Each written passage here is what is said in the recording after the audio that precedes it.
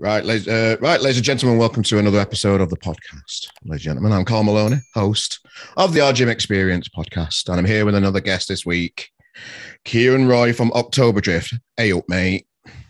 All right, mate. Thanks for having me, Carl. It's all right. It's always a pleasure, mate. How are you doing, you all right? Yeah, good. Yeah, I'm really good. Yeah, how are you doing? Yeah, sound. It's a nice, relaxing Sunday. I've got all my chores out of the way. I'm just enjoying my evening speaking to you. Where do we find you today? You're home?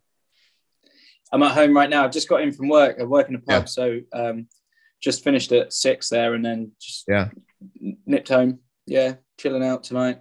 And of course, the calm before the storm. You've got the tour coming up very soon as well, so we'll cover all of that. Yeah. Tour starts on Tuesday, so we've got meeting the guys tomorrow for a sort of final.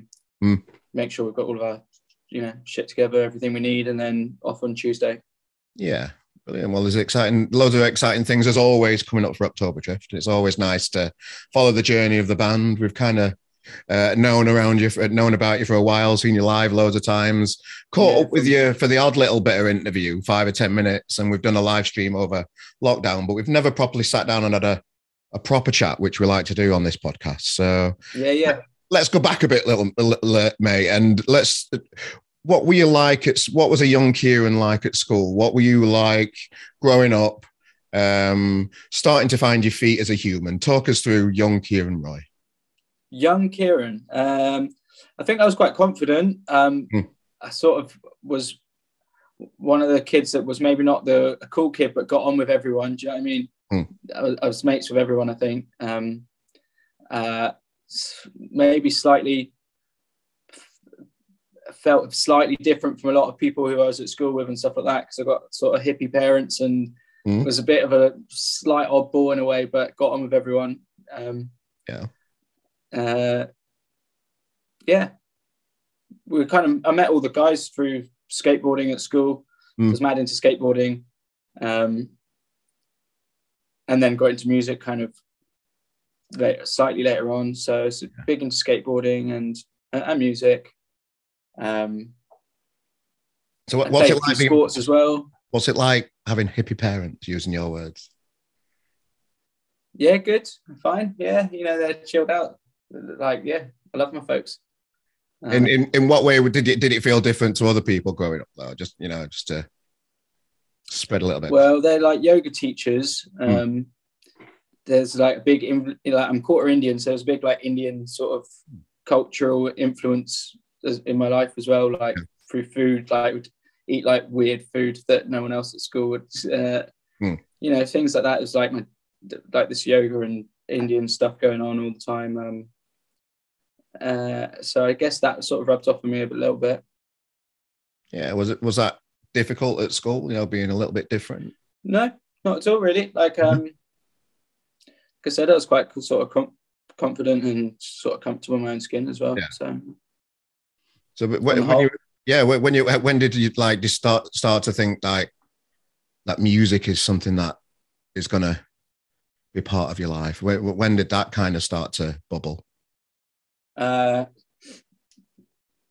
Probably when in my early teens at some point. I mean, when I was from a very young age, I sort of had like toyed with made up imaginary bands and stuff like that with other kids and stuff at school, and wrote some songs from when I was really young, so I think it was always kind of there. But then when I met Dan at school and we started writing songs together and stuff like that, the songs were shit, but that's when I sort of thought that could be something that we actually pursue. So was it? And then I think we were about 16 maybe when we went to college. Right. And then we kind of took it a bit more seriously then. And then by the time we left college, it was like, oh yeah, that's all we want to do now. How did you physically meet Dan then? Tell us about the first time you clapped eyes on him. Was it like love at first sight? Because I know I think we were sat next to each other in art an art lesson at school, and like probably about 14, 15 or something like that. Yeah. And then we just kind of clicked, and he played guitar as well. And then but his mum and dad used to run a surf shop. They've retired now, but they used to run a surf shop in town. So I was already like big into skateboarding. His folks ran like a surf and skate shop, so they'd sort of take us to the beach and stuff like that on the weekends, and we'd surf and things like that. So there was like the crossover of interests of music and the sort of surfing and skateboarding and stuff like that. We used to make skateboard videos, and Dan was always he was the guy with the little digital camera. Okay. So he'd film it all. And we still got those videos of like us all sort of kids just like shit at skateboarding. But yeah, he was always the camera. He still is the cameraman. And he's filmed well. And him and Biz sort of between them have recorded the album and do all the technical stuff. They recorded the videos and stuff like that when Neil hasn't helped out and stuff like that. So some things have lived on. So did you gravitate towards the guitar or just music instruments in general? Then how were you like introduced to actually like play music and getting just the guitar? Really, yeah. My dad plays the guitar a little bit, so there was always a guitar in the house. So from when I was really little, I did some guitar lessons when I was really little, but didn't really take to it that much. I think it was a bit too much like school. Do you know what I mean? Like boring, like learning green sleeves on the guitar kind of thing. I wasn't really that interested about it. And it wasn't until sort of secondary school, like early teenagers sort of thing, where I sort of got back into it. But I already had a bit of a sort of knowledge from it. And I could play some chords and stuff like that. Yeah, I kind of fell into playing music. My dad used to be in a brass band, and I started to play the cornet and the tenor horn a little bit later. Wow. Then I got to about 14, 15, and I started to like think, it's not cool enough, this instrument. And I kept wanting to always learn the guitar, and I was unemployed, and I just had time on my hands, and I was a kid, and I left the brass band days behind and moved on to the guitar, and I never looked back. But once you've kind of find an instrument, it's a powerful thing, that, isn't it, when you connect with an instrument and learn music. I tried to. I bought like an electric piano a couple of years ago, which I was like determined to learn, but for whatever reason, I found it so difficult to. I've not done any lessons or anything, so I was doing YouTube videos and stuff like that. And I think because the guitar has always been there from an early age, where I've just sort of always played it a bit. It feels like it's come naturally, but like trying to learn a new instrument as well, so difficult, even with the background knowledge of the guitar and stuff like that. Just training your fingers in a different way, I guess, and getting your head around it. But did you start on a really old like acoustic thing that just killed your fingers? Did you go through all that kind of stuff where you just at the end of your fingers are just like all dead hard skin? Did you go through all that kind of? Yeah, pretty much. Yeah, I remember. I think that's one of the reasons why I didn't like it when I was a little kid at first, because it hurts. It hurt. Yeah, it was really hard to press down these strings. Yeah. I'm just trying to think of like how deep did you get into music? Because I didn't learn like the ins and outs and the notes and things till quite a little bit later. I just kind of the internet weren't about when I were like 14, 15, but there were like tablature books that I used to buy. So I used to buy Oasis books and learn Oasis songs, and that's how I kind of like learned the guitar, and not really knowing what chords are, just knowing what makes a noise and that kind of stuff. And you kind of you can still find your way and become quite accomplished just by doing that as well. I think I quite enjoyed not having the pressure of having to understand what everything means, really. And when you see a sheet of music, it's just like, Jesus, it's intimidating. Yeah. I'm still feel like that. If I can't read sheet music. I'm slow with tabs. I could work it out perhaps really slowly. Chords is fine, like you've got your words and your chords above it. That's good. I did guitar lessons and stuff when I was, so I did learn it a bit. I think I can't really even remember. Like the way we write, and nothing's written down like ever. So it's all just sort of, you could film it like, oh yeah, this is what I was playing, and you could know what you're playing without knowing what the notes are. And so it's either just filmed or just done by ear, or like just recorded and then we try and work out what it was later on. So what was it? Has it always been music? Has there been any other passions in your life away from music? Not to the same degree, really. No.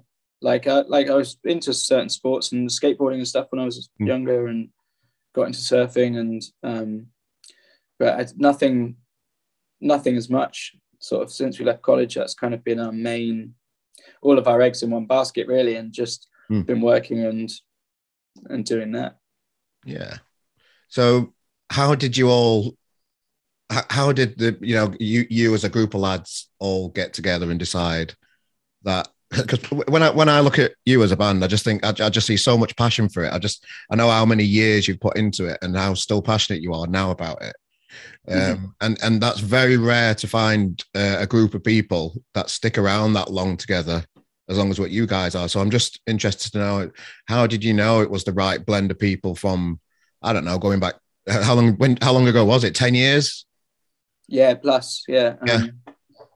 So I still think the biggest, the biggest like accomplishment that we've made is just to like remain mates. Do you know what I mean? No. So like me and Dan started writing songs together when we were, like I said, sort of 14, 15 or something like that. And then we had a different drummer at school. And then we said to Alex Bispham, we said he could join the band. He played a little bit of guitar. We said if he got a bass, he could join the band.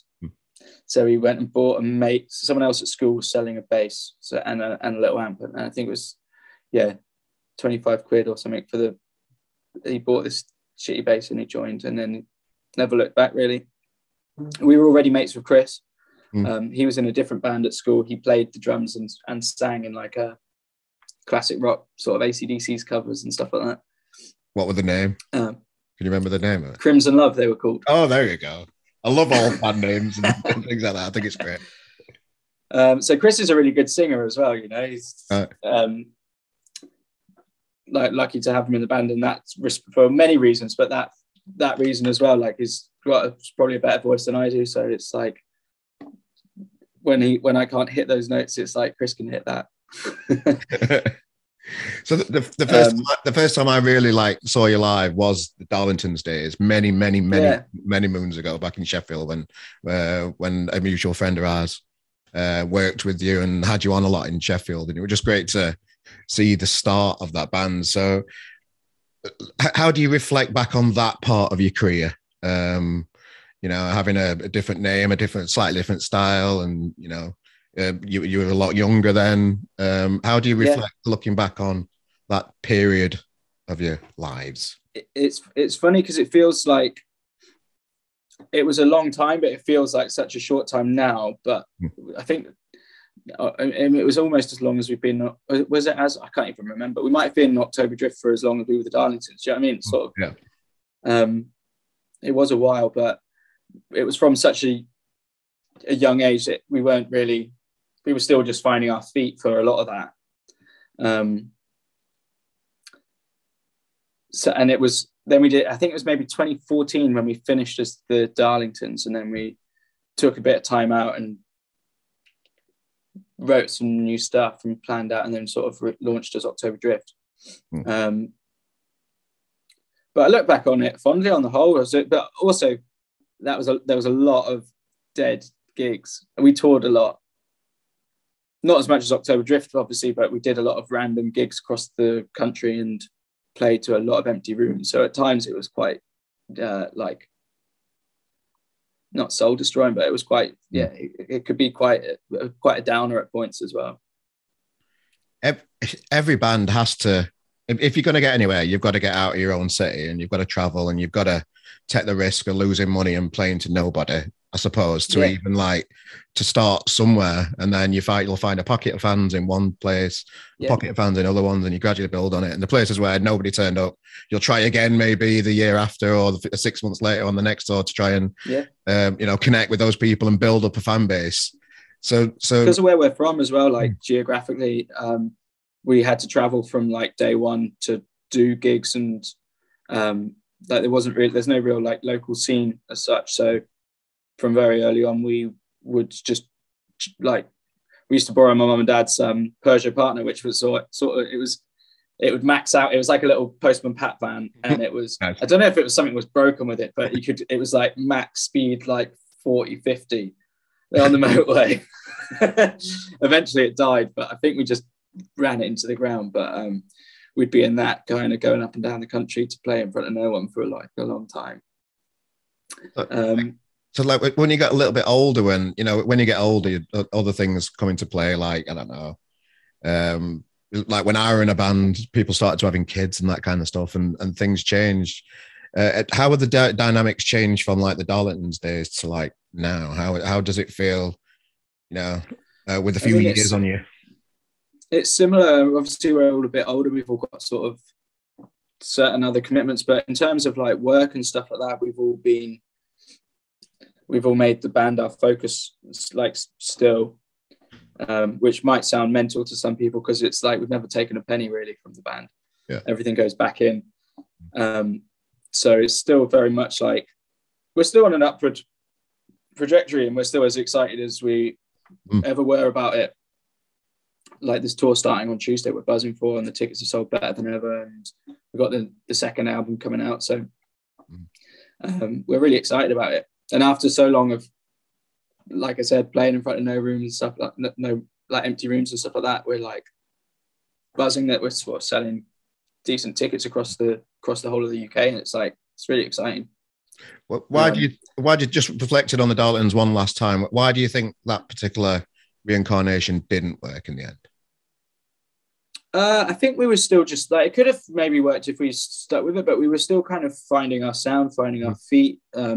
We put out stuff that we wouldn't have necessarily been happy with putting out now. And at the time, we felt like that was the right thing to do.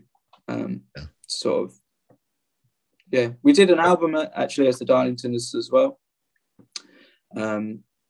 We sort of signed to a tiny little label when we left college. And we just sort of felt like we wanted to a clean slate in a way, and sort of we felt like we changed a bit musically, and like everything about what we wanted to put out, we just sort of wanted to start again. Yeah, well, what's like the best piece of advice that you feel you've received and you've taken on and it's really worked for you? Hard question, that. Sorry, mate. That is a hard question. I'm not sure what the best piece of advice I've been given is. Trying to think of any advice I've been given. Okay, fair enough.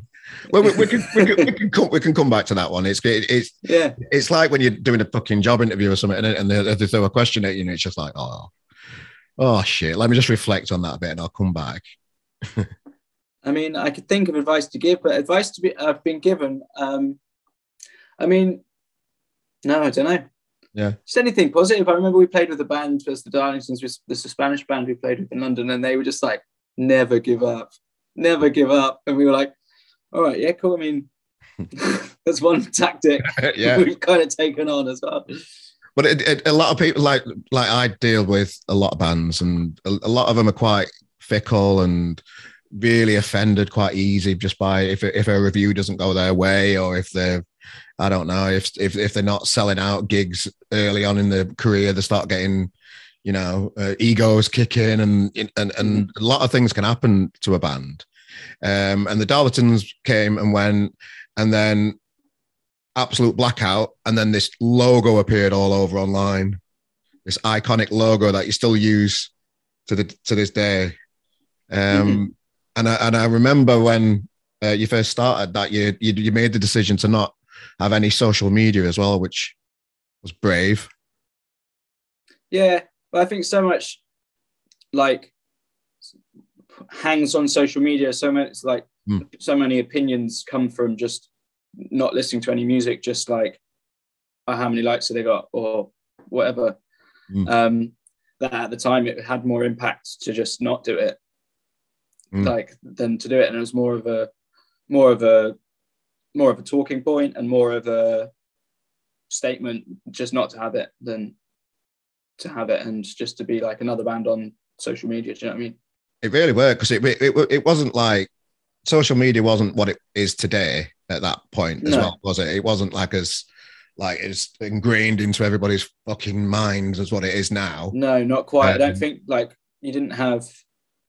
I don't think Instagram was even big, particularly big at the time. So it was just like Twitter and Facebook maybe. Yeah. And it definitely wasn't stories and TikTok and constant updates of like everything all the time. Do you know what I mean? Yeah. Well, that can kind of take a toll on a band as well. Just going back to what we're just working through in my own mind there, when you're dealing with bands that are fickle and they find it hard work, and then they like all the social parts of being in a band and doing a gig for the mates and all that kind of stuff. But the reality of a touring band, a band that are looking to make a career of it, is that it's such hard work, and you don't really see the hard work that goes on in the background. And a lot of bands fall by the wayside because really the heart's not really in it. And I can tell with you guys that your hearts are in it. And you know, you're never going to give up, are you? I just love that mentality. I think that is Spanish band's advice. Yeah, there we go. Still with us, yeah. I mean, there's like no one gets into a band well, maybe some people do, but we definitely didn't get into the band to be like to do social media and constantly. It's not really in our personalities to be like constantly like shouting about yourself.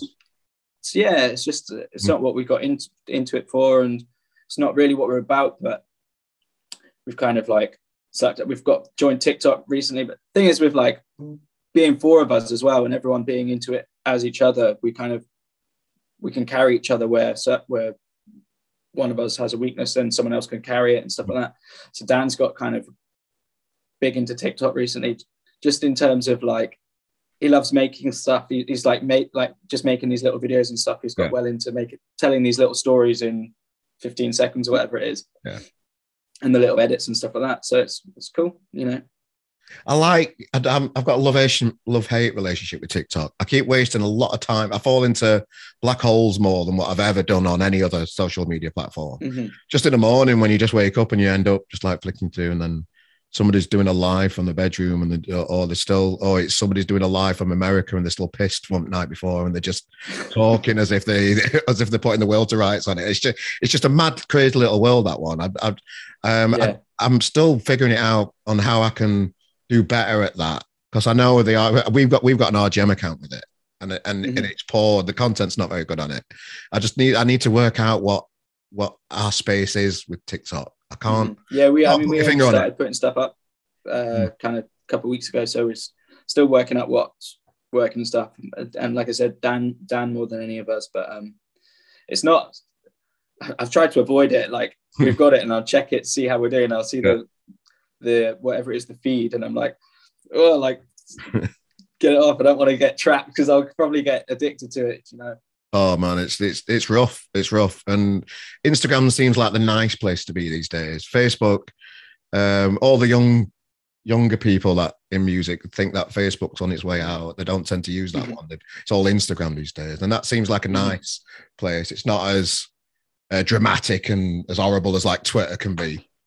It's an interesting. Twitter is such a weird one because kind of the whole like premise of it is like say something, and then the way to get engagement, it seems, is like people arguing and everyone jumps in.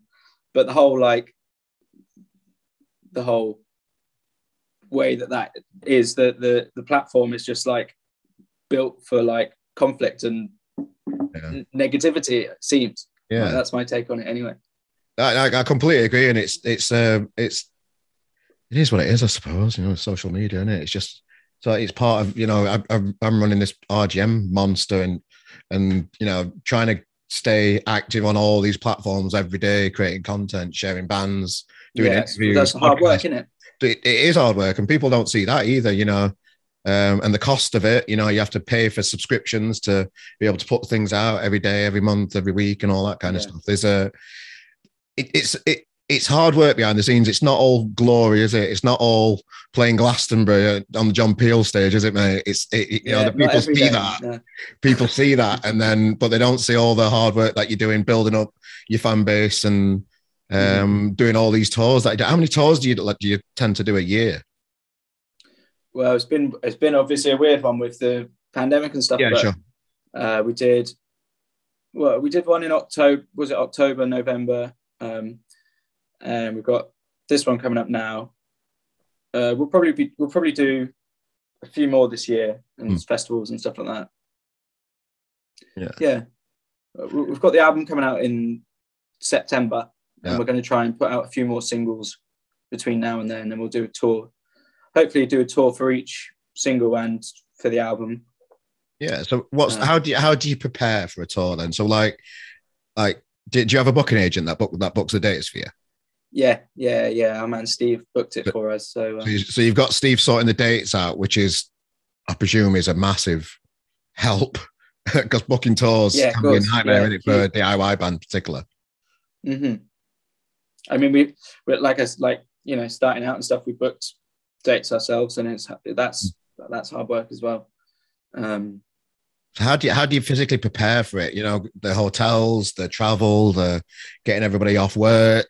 You know, like I mean, we still like do a lot of it ourselves. So we like kind of booked again about the strengths and weaknesses and stuff like that. Like Biz sort of tends to book the hotels because he's good at it. Poor Biz, how did he end up with that crap job? I don't know. I think he likes it. Does he like it? Okay, fair enough. I'll have to speak to him about that. Okay. He's quite organised. He's quite mathematically minded. Okay. Yeah. And yeah, he's what's your job then? What's your job in the band? What have you ended up doing? Interviews and stuff, press. Yeah. And I'm probably not even the best at it. So. Have you got any other little paperwork type jobs? Have you got anything else? Me? You've only got to just turn up with your microphone and you're sorted, aren't you, really, and your guitar? Yeah, I play the guitar too. Oh yeah, sure. Yeah. I write the set lists for the guys on bits of paper. Yeah, okay. All important. Yeah. Yeah, I feel like in a way, in some respects, I carry the least weight on my shoulders, and in others, the most in terms. Yeah. But like I said, Dan and Chris kind of do a lot of the social media, and Chris is quite sort of. We haven't got a manager, so Chris kind of takes a lot of that on. Yeah. Yeah, fair enough. Well, you briefly mentioned the pandemic there. What did you? What's the question I'm looking? Did you buy anything that you didn't really need in the pandemic? It's a new question that I'm asking everybody at the minute. I'm a bit obsessed with the question. I didn't really need. And if so, what? Probably. One thing that I bought, which it's funny that's come around, is my mate. A friend of mine's I bought him. He bought me a birthday present the other day, and between our friendship group, we've never really bought each other birthday presents and stuff like that. Then we'd celebrate, but we wouldn't really. I don't know. We never have. And within the band, we've never really bought each other presents and stuff. So it's like, but I think it was just during the pandemic. Wasn't spending any money. Still had my furlough. I thought I'd cheer him up, buy him a birthday present. Yeah. And then he bought me a birthday present. And now it's like, out of all my mates, it's just one friend who me and him are now kind of in this unwritten contract to buy each other a record. Oh, okay. Each birthday. I'm like, oh, it's cool. But did it. And they're like, oh, that's weird. You never, my other mates like, never bought me a present. I was like, yeah, it's a thing now. You're too deep into it. It's just one of those things. So I guess that was because of the pandemic. I was probably just sat at home bored, like, look, it's his birthday. I'll buy him a record. Well, did you when did you start creating your own studio? Was that before the pandemic? Before the pandemic, yeah. So it was, I think it was 2018. And we used to hire. I thought that were about 6 months ago. I know. It's mental, isn't it? Yeah. I think it was 2018. But we used to, 3 days a week, we used to, I think it was 3 days a week, yeah, we used to hire our old college tutor that had a studio on an industrial estate out in the middle of nowhere, which we used to go and use. And it got broken into. And they didn't nick much, but they nicked, there was hardly any, it was easy to break into. And he nicked one guitar and like an amp head. I think it was all that he could probably carry on foot. But you bust into a music studio full of everything. And we also had our laptop on there, which had like all of our recordings up to that, like all of the demos and stuff. Yeah. We're like, I mean, that was bad, but like, thank fuck they didn't, like, it could have been so much worse. But we were like, you know what, like these people, I was like, you know, someone knows that this studio's here and could just come back.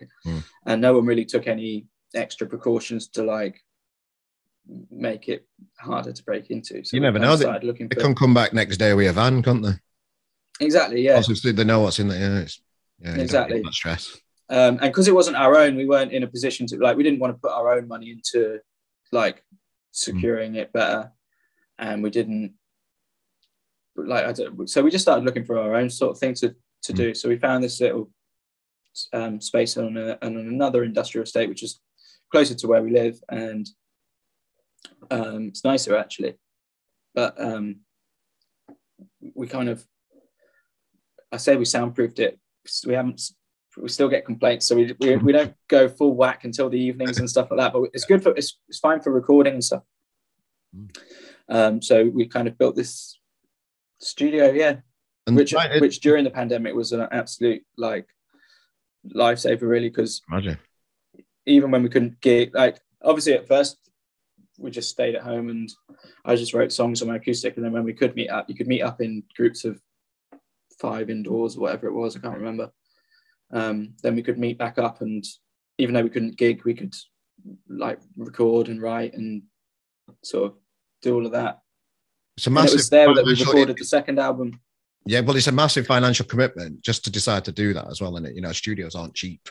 So did you fund that all yourself out of like what you're not spending going out as well, or you know, like how's the mechanics of, you know, creating your own? Well, since like since we pay like rent on the space, but we hire it out to sort of, there's a bunch of local bands who come and use it, sort of all sorts of bands. Some of them are like covers bands and stuff like that, just pub bands and stuff.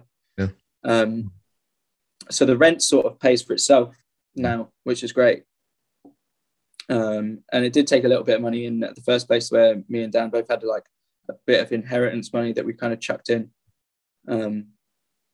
because it just sort of seemed like a wise way to put some money in. And it has really worked out, and it's obviously somewhere we can use whenever. And we recorded the second album there out of circumstance, because there was no studios open and we didn't have like the budget and stuff to do it elsewhere, and it was in the middle of the sort of pandemic. So Justin from the label sent some mics down in the post, some of his microphones and stuff, and we did a bit of back and forth, and he gave us some tips and stuff like that, but we pretty much just did it all ourselves, which was quite a learning curve, because we'd only ever sort of just demoed ourselves before. So it's like actual. So is the studio part of like October Drift, the business then? Yeah. Clever. Like it. Well done, mate. It's probably a better business model than the band. Well, the tours and things, you know, like, because if you're trying to book hotels and stuff at the minute, they're really expensive, and they're a lot more expensive than what, like, you know, before the pandemic and stuff, because everybody's trying to get away now they can. So like it's mental, even more, even like petrol we were talking about, like, oh man, petrol's going to be ridiculous. Yeah.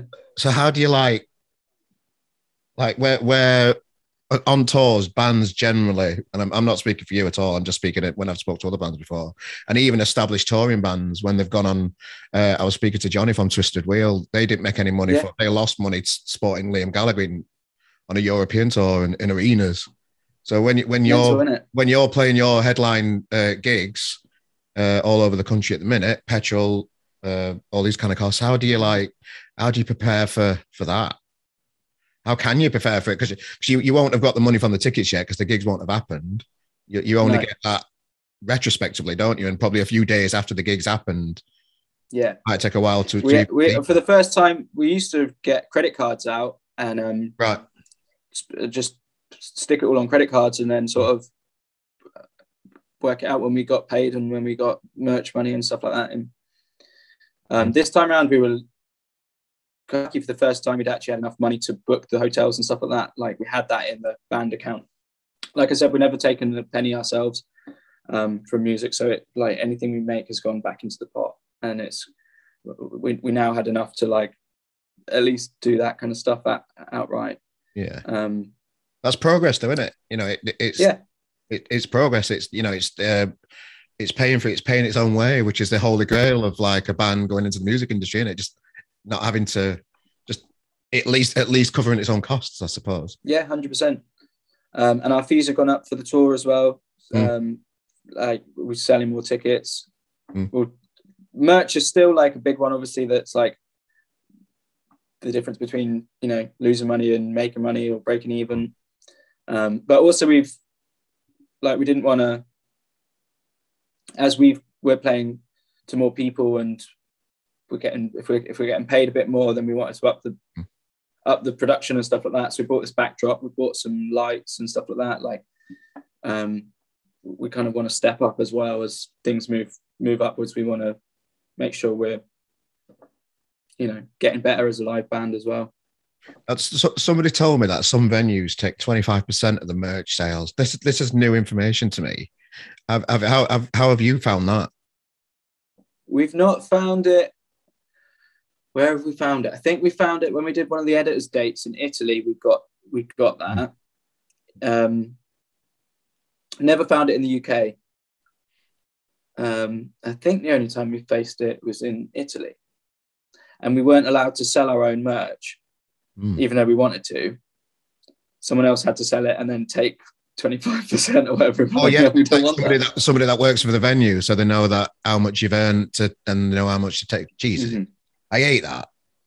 And we were like, you know, we were absolutely buzzed to be there, but it was like the merch, like I said, was sort of the difference between losing money and breaking even. And you're like, come on, please don't screw the little guy here who's like driving ourselves. Like, you know, it's hard work as it is, isn't it? And then little things like that, I couldn't believe it. And it's only like recent in the last few months that I've heard that it happens. But yeah, I've seen that. I've seen people talking about it recently. Tim Burgess was talking about it, I think. It's not something I think we've only come across it once, but I have heard about it. Yeah. Look at it. Do you kind of like do your research when picking venues and that kind of stuff to find out whether they, you know, that kind of thing? A little bit. Part of the planning as well, I suppose. A little bit. Yeah, I mean, a lot of the venues that we're doing are sort of quite well established, or we've been there before. So we know a lot of places where we've got a good sort of already got a sort of good rapport with the venues and promoters and stuff like that. Some of the new ones, it's like Steve might say, "Oh, what do you think of this place?" And we'll do a bit of research and sort of say yay or nay. We're going to a couple of new places on this tour, which is always nice. Are you picking the venues? Are you putting more thought to the venues? I suppose as part of progression and getting bigger and you know, charging, you know, for the value more, and you know, trying to create more income for the band. I suppose you have to be, quality control has to be there. You mentioned with the Darlingtons, you might put a song out that you definitely won't put out now because you know it's just the quality control is completely different. You're in a different space as a band. I suppose that's got to be part of every decision, really, isn't it, to keep moving forward with it? Yeah, and as we learn more like about venues and promoters, and like we've been doing it a long time, so we've done gigs where we've had like, you know, all sorts, like no sound engineers, no, you know, no stage, no stuff, like we know where we've got a pretty much good idea of where we can play to have a good crap, you know, to put on a good show, and also something of not playing places that are too big as well as you know, too small or whatever, like just like make the night as good as possible. And I think we're pretty good at that now. Yeah. So how do you like look back over a previous tour and assess whether it's been a success or not? Is it just a financial thing, or is it just a whole experience? Do you check social numbers to see if they've all gone up, merch sales, a bit of all of that? I think it's always nice to see like new faces, new people. You can see it online and stuff like that as well, but like nice to have new people come on board, just to sort of see steady growth. What's quite interesting at the minute, we get the like weekly ticket update as well. So that's always like a little Friday afternoon, like, oh, ticket updates in, and it's like, oh, this needs a bit of work here, or like this is, oh, that's a nice jump there. And then you can we can compare it to the album tour, because we did the first album in January 2020 it came out, and then we did the tour in February, and then we went into lockdown in March. But we've got the spreadsheet from that tour as well, so we're like, at this point you could get quite geeky about it if you wanted. Yeah. But we're doing better now than we were back then, so it's like it's just nice to see the progression, I guess. Yeah, I like that. So you're going on tour then. So you're going all over the place. And at RGM, of course, we want to share your experience of being on tour. And we are going to do, Josh Hargreaves, who writes for RGM, is helping you out with the production on the tour. Yeah. He's going to be writing. He's going to be writing. Yeah, he's going to be writing a tour diary that we're going to be putting out on RGM as well. So I'm looking forward to seeing what goes on even more behind the scenes and what you'll allow him to put on those diary posts. Yeah, that'd be awesome. Yeah, we're really pleased to have him along as well, because it's the first. He's going to be doing lights and helping with the merch as well. So I think it would be really helpful having him there, and wicked that he's up for doing the tour diary as well. Yeah, are you gonna put any rules on him? Is it going to be a warts and all, or is it going to be like, no, you can't put that on, but you can put that on? What's it going to be like with you? How strict are you going to be with it? I think we'd let him have free reign. Maybe just check it over just before it goes out. Well, I've told him before, just let you guys read or give you guys the gist of what's going to go out. Yeah. Of course, no, I'm sure it'd be great. Yeah. Oh, brilliant. So yeah, the tour's happening then. So. And then the album's coming out, of course. I'm going to put a link to pre-order the album on this podcast description as well. That'd be awesome. So that'll be on it. So the new album, I Don't Belong Anywhere. Yeah. Talk me through the title. It was actually a song that was written just after we kind of finished recording. Biz came with the guitar riff for it, and then I kind of wrote the song quite quickly, and we never got it to a place where the label and the rest of the band were kind of happy with it, and we were kind of running a bit short of time as well. So the song has not made the album, but the title of the song has become the album title, which is kind of interesting. And I hope that at some point we can sort of show that song as well, because I still love it. I might be on my own there, so I'll play it to you sometime. Yeah, cool. Yeah, look at it.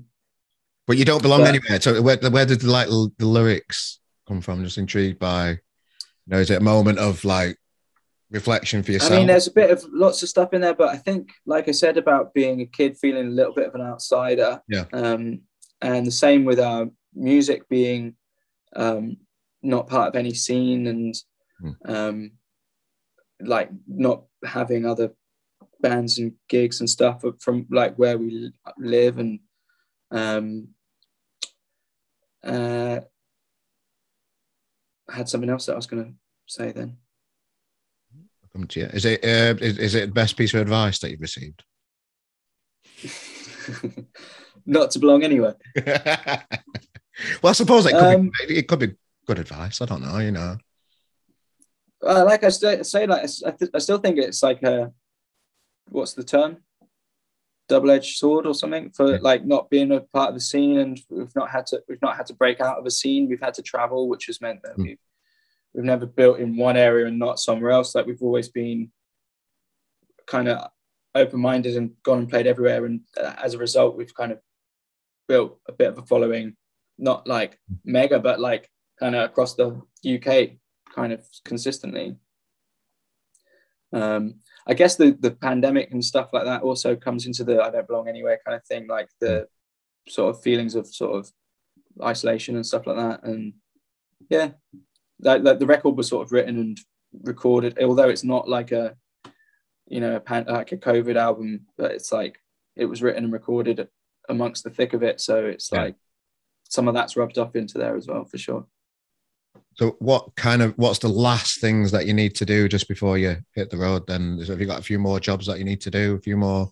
You've got a couple little jobs. I need to pick up some, we printed like some laminated stuff and posters and stuff like that for the merch table and stuff like that. I need to pick them up in the morning. I need to get some guitar strings. Yes. Restring all my guitars and that. Yeah. And how often do you do that every gig? No, trying maybe like every 3 gigs. Yeah. Restring. Got a spare guitar just in case one goes. Yeah, got a spare guitar. Yeah. Fully prepared there. What else have you got? Batteries for your pedals? Have you got that sorted? No, going off. Are they powered one? Power blank. Yeah. Yeah, I'm just trying to think what. Yeah, else. so I think Dan's maybe got to rebuild his pedal board a bit because he's using some different pedals. Mine's all good. I had to put new tubes in my amp the other day because my amp started crapping out.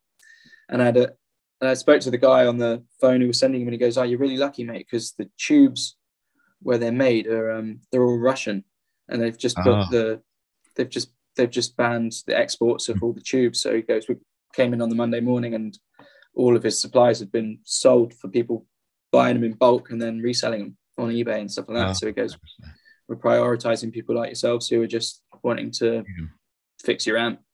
And I was like, "Oh, thank God." He was like, "Yeah, because I don't know how long this is going to last." Checked all your leads, and they're not crackling. Leads are good. Yeah, we did a pre-production day at the Louisiana in Bristol. We went and ran through the set through like on a stage through the sound system with our sound engineer Francis, just so you could hear some of the new ones and like know what was going on with the set.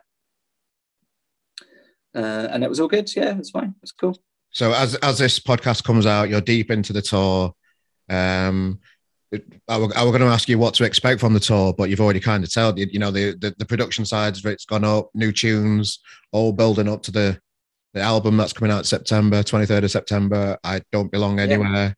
Again, reminder to click on the description of this podcast because you can pre-order it there, vinyl and everything. Yeah. I mean, that was another thing, that the delays with the vinyl presses and stuff like that. Everything's such a fucking hard work for a band these days. So many hurdles, like honestly. But we had the test pressings through last week. So it was nice to hold the physical thing that we'd recorded in our cowshed studio in the middle of lockdown, and then finally have it in our hands. And it sounds great, especially on record, you know. So that's all in production now, and I think we've got or maybe not a confirmed date, but I think we've got it scheduled to arrive well before the release, so should be all good. Yeah.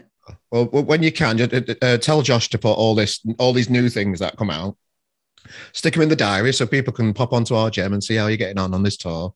100%. I've thought of another job that you do. You do the guest lists because I'm going to see you in Manchester. I'm coming to see you. That'd be great. So that's another job that you do as well. That is true. Yeah. Not your job, yeah. So I have got the guest list on my phone. Yeah. What's that like as a job? The guest list side. Fine. you get people texting you outside like 10 minutes before the gig or something and say, I can't, I don't know where to go and all that kind of stuff. Do you get that kind of occasionally. Set times is the big one, isn't it? Yeah. What time you're on. And do you announce what time you're on? Do you do that, knowing what Neil's like? Yeah, just privately though. Don't let the public.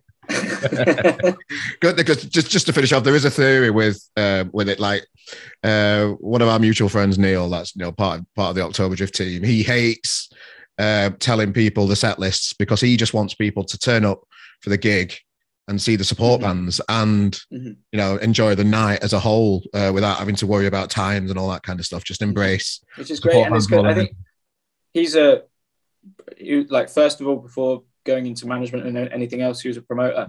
So like from a promoter's perspective, more than anything, I understand it as well. Like you've not booked one band, you've booked like 3 or whatever, and you're like, you want the whole night to be as good for all the bands and for everyone involved.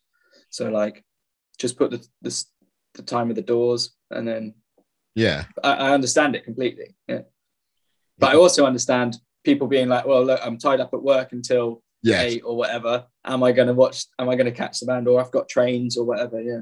I always enjoy that debate when it starts on Facebook. It's always. I'm sure you'll see it again. It's one for Twitter, isn't it? Definitely that. Just let people just shout at each other for 20 minutes, and then nothing ever changes anyway. So it's pointless exercise. Yeah. But yeah, I wish you all the best for the tour, mate. I'm going to see you in Manchester. I really appreciate your time joining us for this podcast. Likewise, today, mate. KIRAN. Cheers, mate. Is there anything else that you want to share with the Oktoberfest fans? You know, just to leave them on a note. No, I think that's it. Just buzzing to see everyone on the tour, and buzzing to have the supports with us as well. China Bears and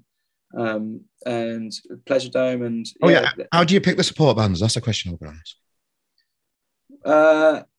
It's mostly just bands we like. We've got a lot of bands message us and ask for supports, and we check them all out. And I've got. Oh, that's another job that I've got.